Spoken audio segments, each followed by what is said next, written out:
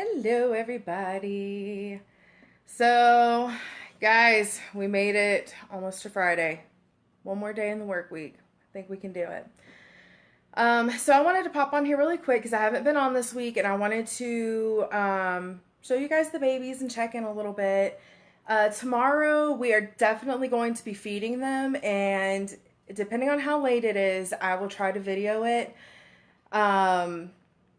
So I was planning on showing you guys the babies today and kind of, yes, noodles, danger noodles.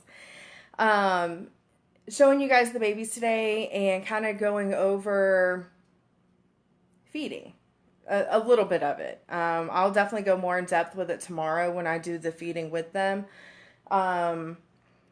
So yeah, so let's go ahead and get started. Let's flip-a-roo. All right. Tub number 1. These are just the regular pinstripes. And they are, well, they were sleeping. I obviously just woke them up. Ask me about what, Kirsten? About the babies? I don't see her doing that. I do not see her doing that. Hello, Mallory. So, they're growing pretty quick too. Like that's a very, very good thing. But they are definitely growing. So, Tiffany, hello. All right, so here are the other ones. Hi. Oh, come on, focus. There we go. There we go. So, we've got our normal. Who can tell me what this one is? Let's have some trivia. Oh, no. Detach. Detach. They love hooking their tails.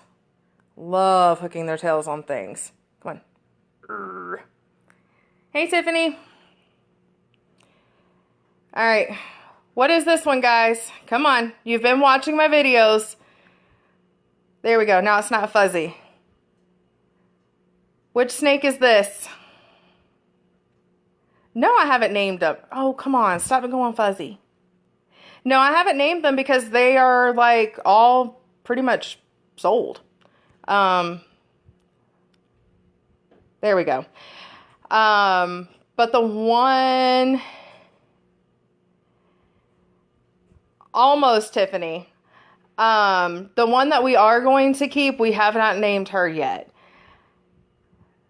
This one, the indigo that you're referring to, I want to say is the Coral Glow maybe. And that is in this one. Why is this camera doing this? This is the Coral Glow pinstripe. Tiffany, I think you were thinking of this one. Oh my gosh, the Goodles is on. Hi, Goodleman. Tiffany, is this the one that you were thinking of? Focus, please. There we go. Hi, Goodles.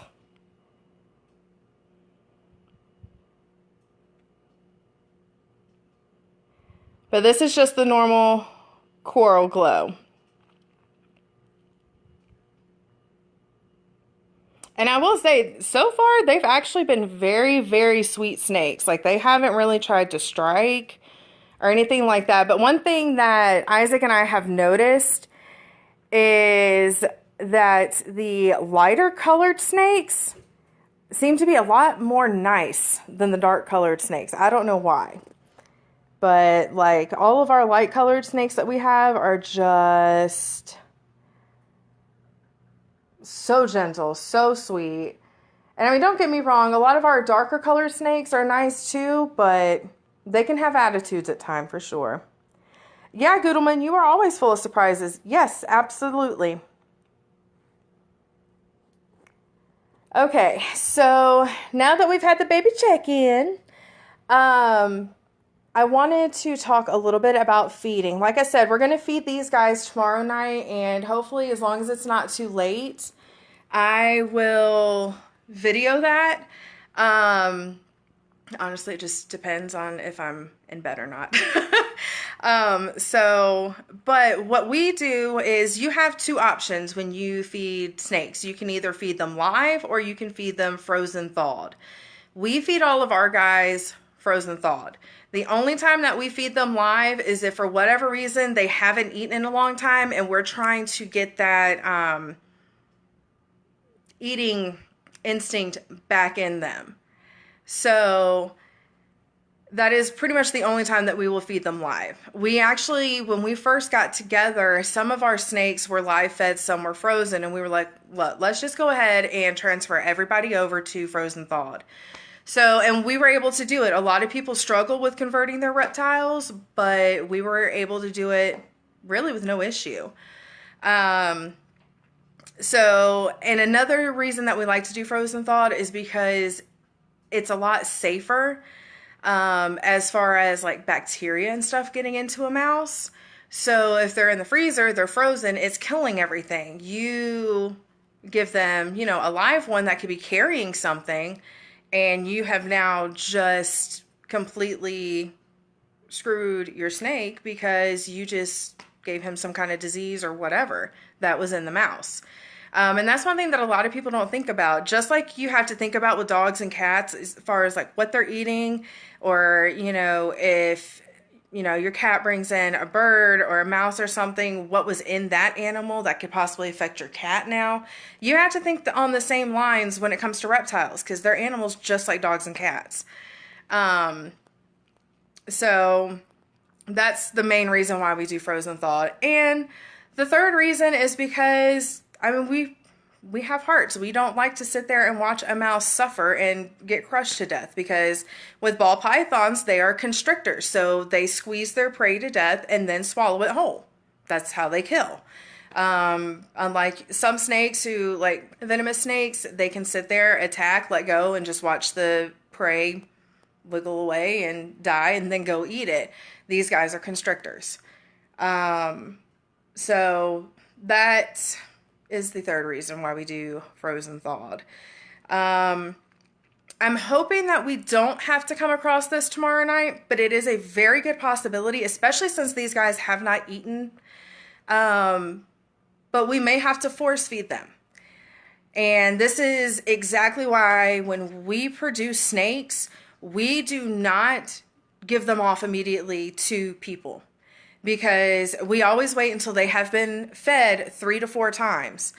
Because the last thing that we want is for us to hatch a snake, give it to you, and it's not eating, and you don't know what to do, and you don't want to contact anyone or try to get help of how to help the snake eat and everything so it doesn't die, and you let the snake just wither away and die. So we like to make sure that, oh, I wish I would have had the camera turned for that. One of them just yawned. Yes, they yawn.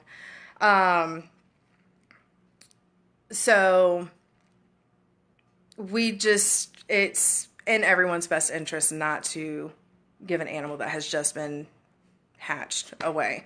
Plus, you know, we want to make sure that they don't regurgitate, that they don't get impacted, that, you know, they're okay. Because if they're not, then we're going to do what we need to get them healthy again and to get them better before we even think about trying to give them off to someone else. So, I'm hoping that we don't run into any issues like that tomorrow when we feed these guys, but at the same time, it'd be kind of cool if we did have to, you know, hand feed one or force feed them, because then you guys could see it. And it's really interesting. It's not hard at all. You basically just have to know how to grab the snake by the back of the head and pop a mouse in his mouth and pray that he doesn't spit it back out, because we have had that happen with quite a few animals that we have had to force feed. We'll feed them and, you know, get it almost all the way down, put them down on the ground, and they spit the thing back out and try to wiggle off. We're like, no, this is not going to work. So hopefully we won't run into that, but if we do, we can handle it, and you guys will be able to see what force feeding looks like. And tomorrow, like I said, I'll go more in depth about feeding and, how often they get fed, what they get fed, the different sizes of mice that they get fed, how we thaw out a frozen mouse to feed them, what that process is, and things like that. So tomorrow I'll have a lot more info, but I just, again, wanted to get on here and check in with the babies because, like I said, I haven't been here at all this week. So, and I need to change their paper towel. But yeah, so babies are good, looking good. They're looking healthy. So that is always awesome. So anyway, I will let you guys go and I will try my best to be back on here tomorrow night. All right, y'all have a good one.